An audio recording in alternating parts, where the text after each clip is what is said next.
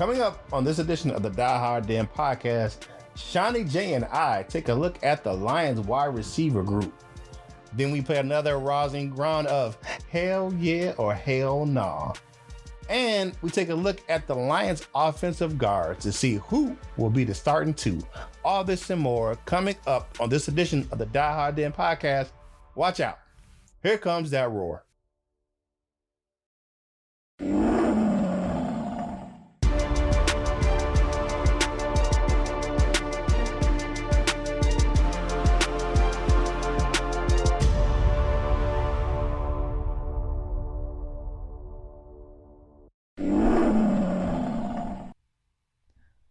What up, though?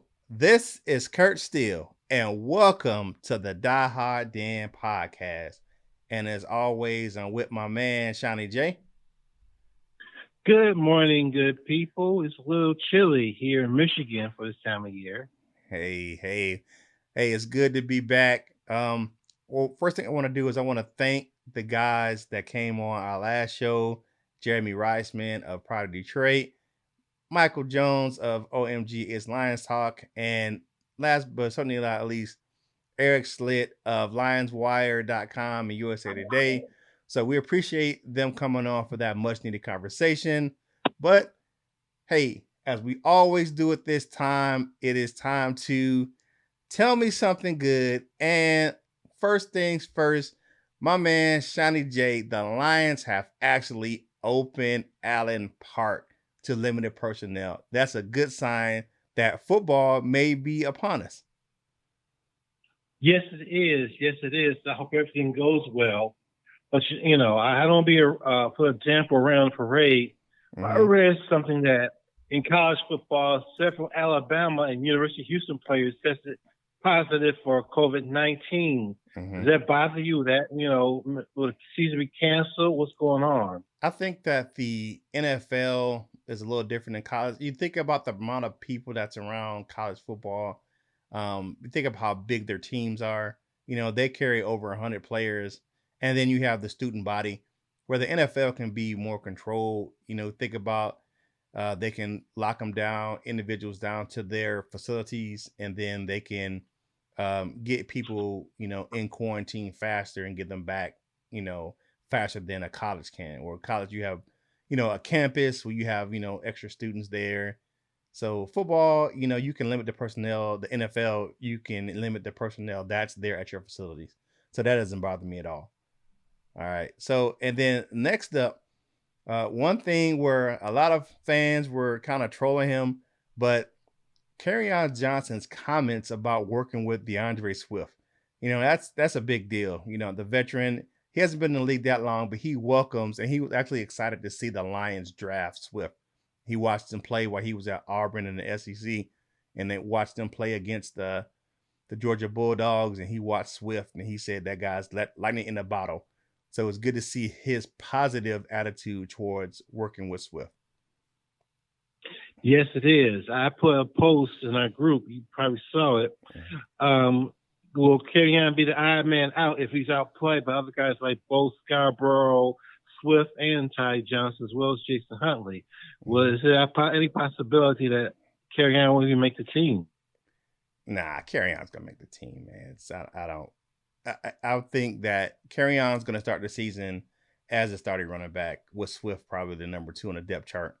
And I think that it's going to be where very well I think Swift can get into the starting role, but I don't think that Kerryon is a better running back than the rest of those guys. I think him and Swift are, you know, head and above the shoulders above the rest of those guys. But you can't think, I would never think that Huntley and Ty Johnson will beat out Kerryon Johnson for a role on the team. I don't think that's possible. Hey, you know, but that's my opinion. So, but hey, that's tell me something good. Now it's time to play in or out of the actual roster. So, you know how we do it this time, my man Seany J. So I'm gonna read off the list. This week group is the wide receivers. So let's go ahead and take a look at the Lions wide receivers. I'm going to read the person's name, give you their pertinent information, and you tell me if you think that they're going to be in or out. So first Before you up, do that, how many receivers you think they're going to keep? 4 or 5? I think they're going to keep about 5 receivers. Looking at the depth chart, and because you're going to have a couple wide receivers that's going to play special teams as well, so you're going to have to keep a couple guys on the roster do play special teams. So I think they're going to go with about 5 guys.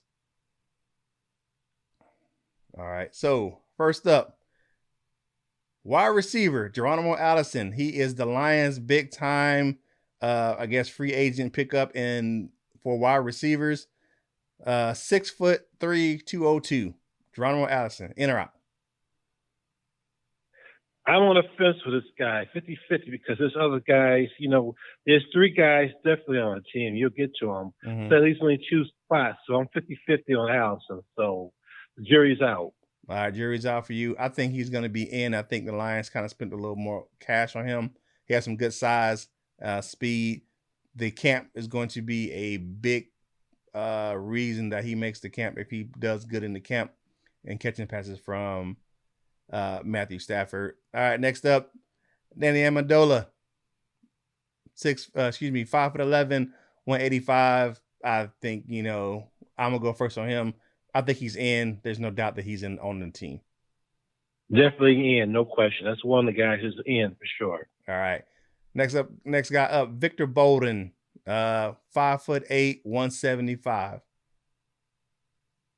Out. Out, or maybe since they have expanded practice squad, he may be one of those guys. I'll go for that. Yeah. Quintez Cephas, rookie, wide receiver. You know what? I like Quintez. He's one of the guys I think, if they keep 5, I think he's in. He's a rookie. They invested a draft pick him. They drafted him for a reason. This is why I think Geronimo might be on the fence. Mm-hmm. I'm going to say Quintez makes it for good camp. Okay. I think Quintez Cephas is in. I think he beats out maybe some of the other guys, some of the guys that's been there, the guys who were on the bubble. I think he has he has more talent than those guys that's coming in. I think if he works hard, he'll be able to beat those guys out. No problem. All right. Next guy up is Jeremy Davis, 6'3", 211. Don't have much background on this guy. I think he's maybe one of those guys who may be playing for a special team spot. But for right now, I think he's out. I think he's out too. They brought him in as a special teamer, but he may not make the team. Yeah, I think that's a very big possibility. All right, Travis Fulham, your guy, coming from last season, second year in the league, 6'2", 215. He has a lot of talent. He 50-50 once again. Of a great camp, he gets good size. I think he makes it, but the Lions might, he might be a victim of circumstance or numbers. So I'm going 50-50 on him. I think he's still eligible for the practice squad, so I think he'll end up there at the beginning of the season. All right, raw receiver number 1, Kenny Golladay. There's no doubt he's on the team. And don't waste your time. Yeah. Now here's the surprise player from last season. The other Marvin Hall, 5'10", 190. Yeah, now that's the guy. He's a wild card. He averaged 40 yards of reception last year. Yeah, it was something ridiculous like that. He's a deep ball threat. So that's what I'm talking about. Mm-hmm. I think that production you just can't replace. I think he's going to be in. So you got Marvin Hall as the number 5 receiver with Golladay, Quintez Cephas, and Golladay. And along with the next guy, Marvin Jones Jr. There's no doubt that he's going to be in. So right now we have our 5. We have Jones, Hall, Cephas, and Amendola on that squad. The other 2 individuals, they're kind of iffy with Tom Kennedy and Chris Lacey. One or 2 of those guys. I mean, Tom Kennedy's that guy who came over. He's the lacrosse player. You have expanded practice squads. They may get picked up somewhere else, but I don't think those 2 guys are going to be on the team. Exactly. My 5, like I said, are Kenny Golladay, Marvin Hall, Danny Amendola, Mm-hmm. Quintez Cephas, and Marvin Hall. Oh yeah, Marvin Jones and Marvin Hall, excuse me. yeah. So we got Two Marvin. the two Mars coming into the season. Hey, in or out, that's what we got. And we'll talk more about Kenny Galladay and Marvin Jones coming up later in the program. All right. So next up is our new favorite game. I am going to read off a statement, and we're gonna play hell yeah or hell no. So if you agree with the statement, you say hell yeah. If you don't think it's gonna happen, we get a big hell no. And we'll go through I love this game, by the way. the list right now. All right. So first up, hell yeah or hell no. All right, let's get it set up here. And first up, the Lions defense will have more sacks this season, a dramatic improvement from last season. Hell yeah. I mean, they got nowhere to go but up. You That is know, very they either true. be a little more aggressive. I think, how many sacks he won over last year? 28, 29, 30, 28, something like that? 28. Yeah, they'll do better. Hell yeah. I think they go above 20 sacks. I think this new defensive coordinator is more aggressive than the guy from last year who thought sacks were overrated. So Mm-hmm. definitely a hell yeah. All right. Next up, the Lions signed one more big free agent before the season begins or before camp starts. They got the money if they want to. I'm going to say hell yeah. I'm surprised you got guys like Clowney, Everett Jefferson, the former Viking, some other Everson guys Griffith, out yeah. there. Mm-hmm. They might. I'm gonna say hell yeah. I think they got the money. I think they will. I believe they will add one more piece before the camp starts. Uh, Next up, Jamal Agnew makes the All Pro as a returner for the second time in his career. Hell yeah. Hell yeah. All right. I think that the slow start last year kind of, messed with him a little bit with the fumbles and everything like that, but he turned it on and he had some big returns later on in the season. I think he's the only returner that had both a punt return for a touchdown and a kickoff return for a touchdown in the NFL last season. All right. So, hell yeah or hell no, the Lions trade Jarrett Davis this season.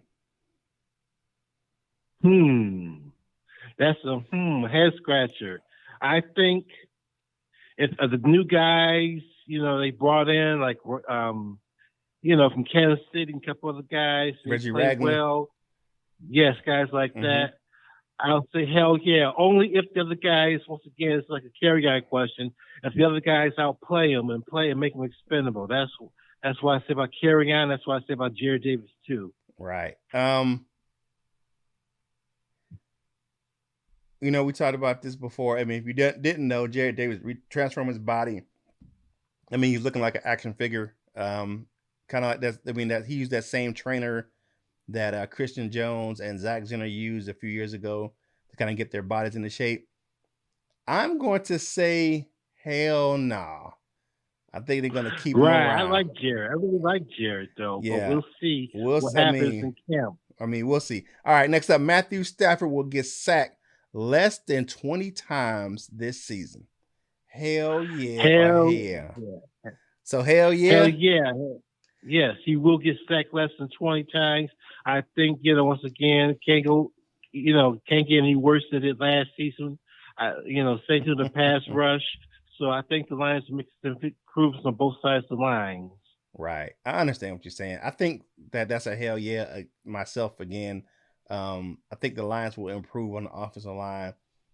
We got the new offensive line coach. I know he just got promoted, but maybe some of the things that the other coach did, like rotate in guards throughout the season, probably will stop this season, and we'll have a more concrete offensive line. And we definitely rebuilt again the offensive line this offseason through the draft and free agency. So next up, Tracy Walker will make the Pro Bowl. Hell yeah or hell no. I would love to say hell yeah, Is it too soon? Well, I'm not gonna be on the fence on this one. I'm gonna say hell yeah.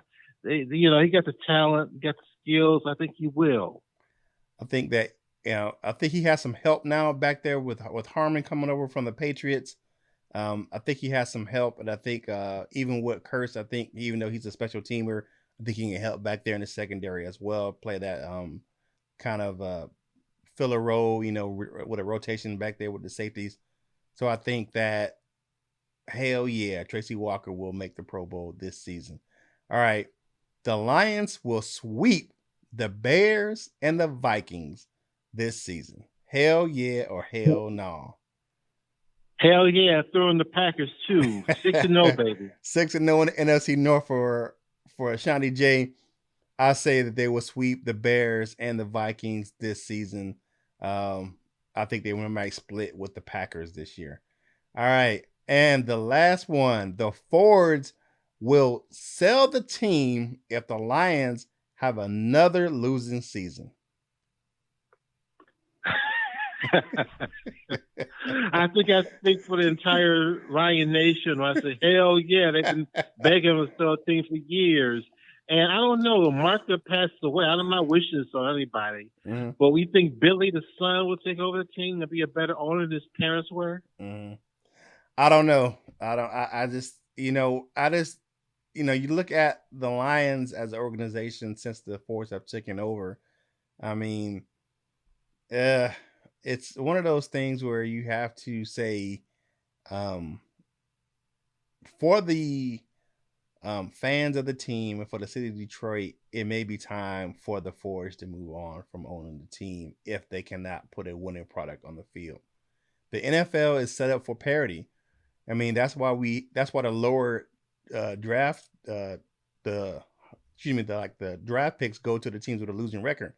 So the lower the lower your record was, the higher draft pick, and it's just getting to the fact where you know what is it going to take to them to get a winner in Detroit? I mean, you've changed personnel, you changed coaches. Something has to change, and the culture in Detroit has to change. And maybe it may be time to start from the top if we can't get a winning product on the field this season. That's all I'm saying. Yeah, 57 years, the Fords owe the Lions. Mm-hmm. I mean, I don't want to be like the Cardinals with the Bidwell family owed the Cardinals forever, and so Yeah. So I mean, if it's a winning thing, if you look at like the Rooney's in Pittsburgh, or the individuals up there at the Giants, where they had or like even Kraft in New England, they've owned the team for several years, but they've put winning products on the field. I mean, I know Kraft hasn't owned the team long as the Fords have owned the Lions, but he's able to he's been a long time owner and put a winning product on the field. I mean, we'll I know see. what you're saying exactly. We'll see this year with Tom Terrific being down there in Tampa, but we'll see how everything goes. All right, that was Right. hell yeah or hell nah. So now it is time to go into 2 points conversing. All right, this week we're going to talk about an array of topics, and we're going to touch some outside of the Lions and some, of course, we're going to talk about the Lions as well. Now, first thing first, the NFL sets the training camp dates for 30 teams, which includes the Lions, for the 28th of July at team facilities. I know there had been a rumor going around that the Lions may have had camp in West Virginia, but the NFL says that the teams must have their camp at their facilities starting on July 28th. The only two teams are the two teams that will play the Hall of Fame game, and I believe that's Kansas City, and I forget my mind's at a loss of who the other team is. But the rest of the team, the rest of the league is going to be in camp at the 28th. Now, John Harbaugh had some issues with that, um, saying that they don't have room at their team facility to hold camp because the Lions hold their camps at Allen Park every year. Every team doesn't do that. Some teams hold their camps off site so they can fit the 90-man camp roster in the buildings. So, what do you think about the NFL holding camp on the 28th at team facilities, Johnny J? First of all, I'm surprised that only the Lions can facilitate a 90-man training camp roster. Well, I'm very not surprised to hear well, that. not only the Lions, but the Lions are, I think, one of those teams that can hold it because of the fact that they hold the camp there every year. I know, but I'm thinking that every NFL team, all 32 teams, Hmm. should be able to fit 90 players at their facilities to practice. So that's one surprise. He may be, but still, I think it's a good idea. I know a lot of teams like to hold their training camps. School Lions used to hold their camp at Oakland University, what have you, Right. if they held on college campuses. I Hmm. think it's a good idea given the circumstances. If your facilities aren't big enough, you gotta make the best you can. But one thing I don't think will happen, there will be no joint practices like the Oh, Lions no, no. will be practicing with the Jets or Patriots. Yeah, Nobody like that. the That's for sure. the NFL's already ruled that out. They said no joint practices this season. Um, I think it will make I think with COVID, it's going to make teams have to remake their facilities. I mean, I know with and I agree with Harbaugh. Sometimes it's going to be a hard and a change because of the fact that if your buildings aren't set up for that, they're set up for your season roster. And with the guidelines for COVID and how the NFL is saying, hey, you must maintain your social distancing while you're at camp, and so that means you know locker spaces, and you think about you may have to rotate players in and out, stagger them in, make sure everyone's like, say if you have a staggered practice or something like that, or you may have to bring a personnel in, let them get dressed, they go out, cleaning team comes in, sanitizes the whole the locker room right quick, maybe UV lighting, and then the other team comes in, the other part of the team comes in, and then everyone goes out and start practices, and then you make sure you distance people um, out when they actually get into the actual buildings. It's going to be a difficult situation with the way that the virus has affected just society in general. And I live in North Carolina, and we're going through a spike down here in North Carolina.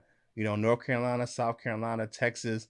A lot of places that have reopened now they're going through COVID-19 spikes, where you're going through areas that's starting to become more infected with the disease than they were previously when the curve flattened, and now it's going back up again. So the NFL is definitely going to have a challenge with COVID-19 and camp.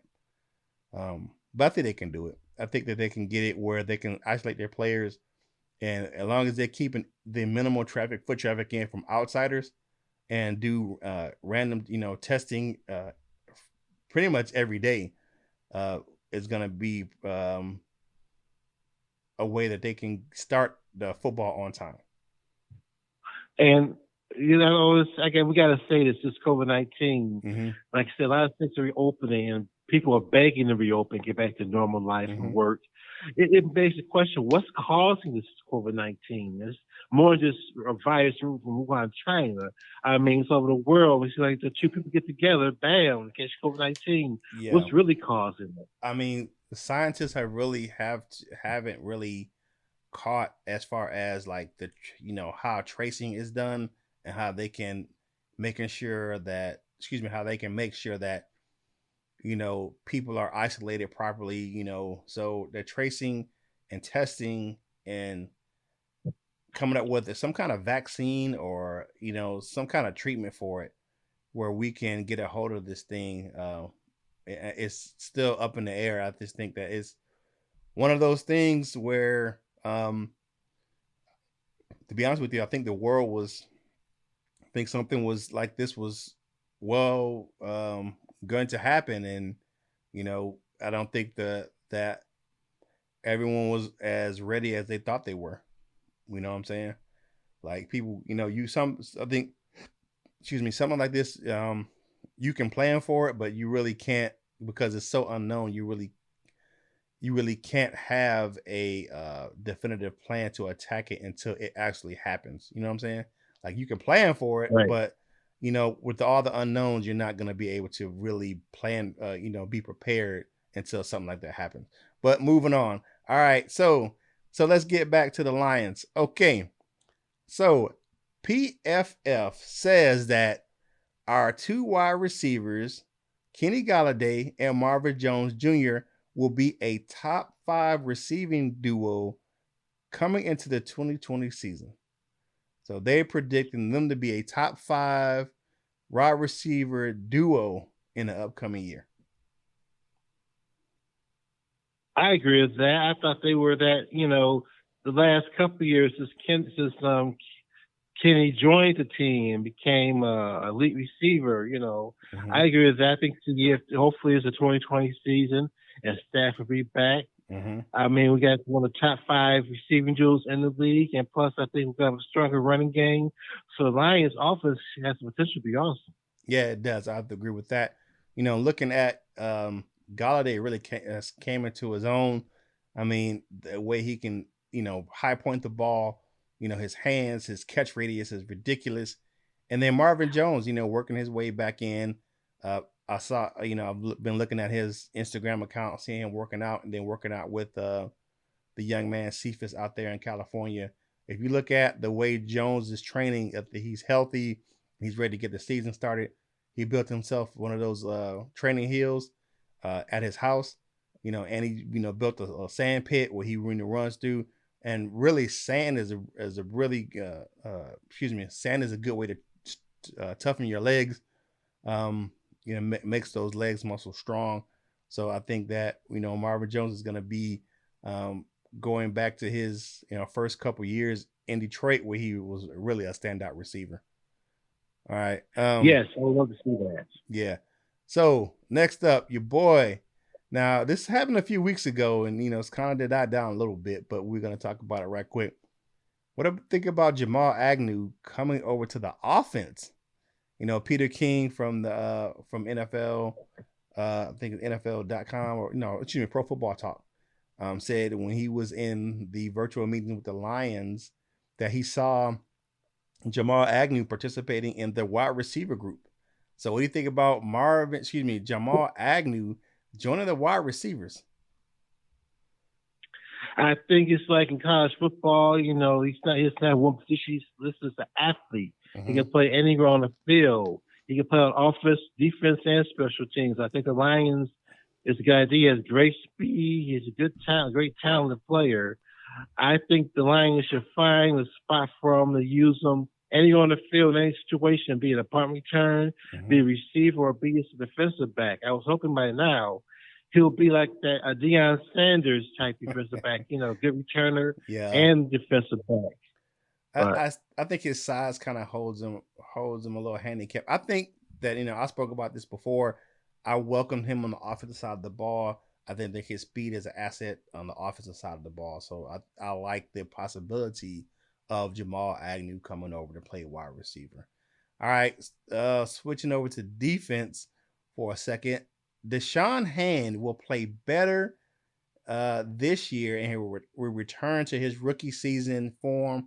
Um, he's been in the league for a few years. Last season was an anomaly. He was hurt, but I think that Deshaun Hand will play better this season than he did his rookie year.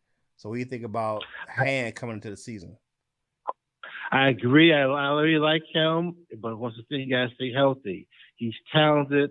He was the number one player in high school. I know that's nothing to Mm-hmm. do with now, but he was Mm-hmm. the number one player coming out of high school for a reason. Mm-hmm. He can have a great career at Alabama, but he showed why he was the number one player and coming out of high school with his rookie year with the Lions. Mm-hmm. If he stays healthy, he's going to be a force. Right. I think that and he has that flexibility like that Patricia wants, where he can play defensive tackle and defensive end, where he has that size and speed to play both.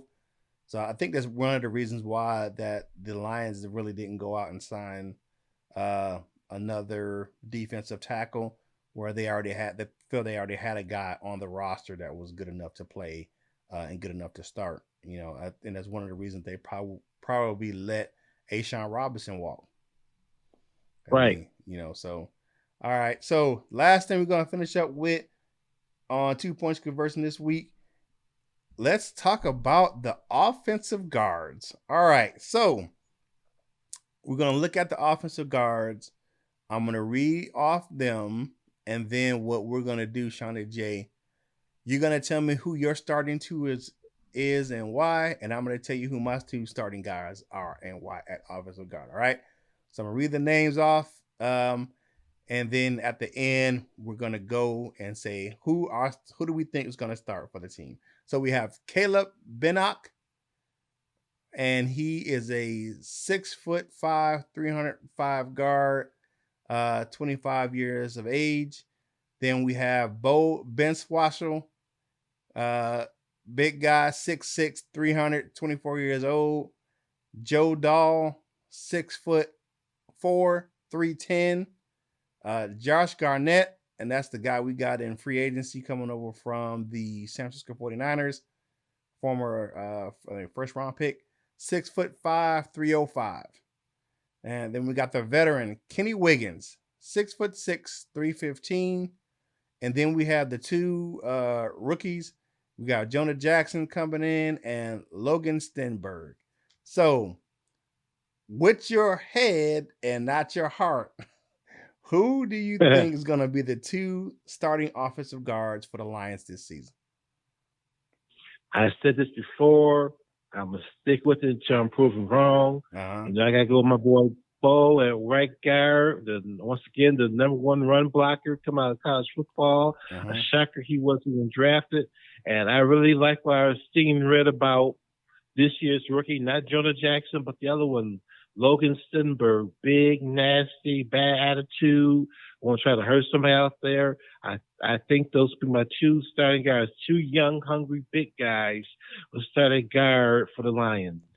All right. So that's what you got. All right. So myself, I'm going with Joe Dahl, and I'm going with the Buckeye, Jonah Jackson. I think that Joe Dahl has really improved.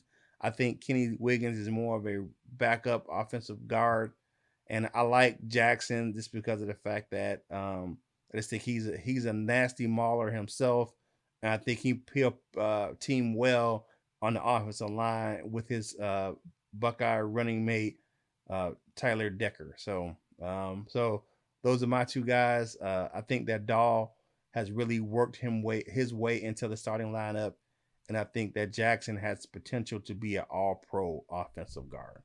So, but we both have a rookie starting at one of the guard spot. There we go. Hey, it's just and I think maybe Stenberg could work his way into the starting lineup. I'm not saying that neither one of those guys, the guys that we didn't mention, aren't capable of starting, or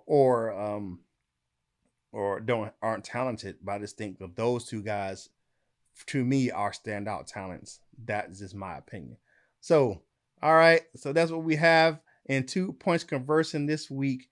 Now it is time for us to go ahead and get on out of here. So, Seany J, tell the people how they can find you on social media. You can find me on Facebook. My name is Sean Jennings. I'm the head administrator of Detroit Lions Jewish Fan Group. I love to add you. We get requests every day. All right. So you can find myself, my personal, for my Instagram and my Twitter account are at Curtis Steele 14 at both of those. CurtisSteele 14. You can find the podcast on Twitter at Die Hard Den Pod C1. You can definitely follow the show on Instagram at die_hard_den_podcast. Thank you for watching the show. If you're watching on YouTube, please subscribe to our channel so you can get the instant notifications when you have new content. If you're watching on Facebook or you're listening to the show on your favorite streaming platforms, hit the like, subscribe to us on Spotify, Apple Podcasts, so you know you're going to get some new content, and we enjoy bringing you our Lions content from our point of view right here at the Die Hard Den podcast. So thank you for watching, or thank you for listening to the show. Any parting shots, my man, Seany J? I just want to say, I hope we lick this COVID-19 thing so there'll be football this year. I mentioned what happened in college with some Bama players and Houston players. I hope that doesn't affect the season or get the season canceled. All right. And again, I want to thank everyone who has watched or listened to our previous podcast, A Time for Change. It was a tough conversation that needed to be had. And I thank those gentlemen again for coming over and having that conversation with us. Um, love one another, and please be safe out there. COVID-19 is not over. Um, is not taking a halftime. You still need to practice social distancing, wear a mask, wear gloves, and just keep yourself safe, everyone. And again, we thank you for listening to us right here on the Die Hard Den podcast. And as always, this is Kurt Steele, and we are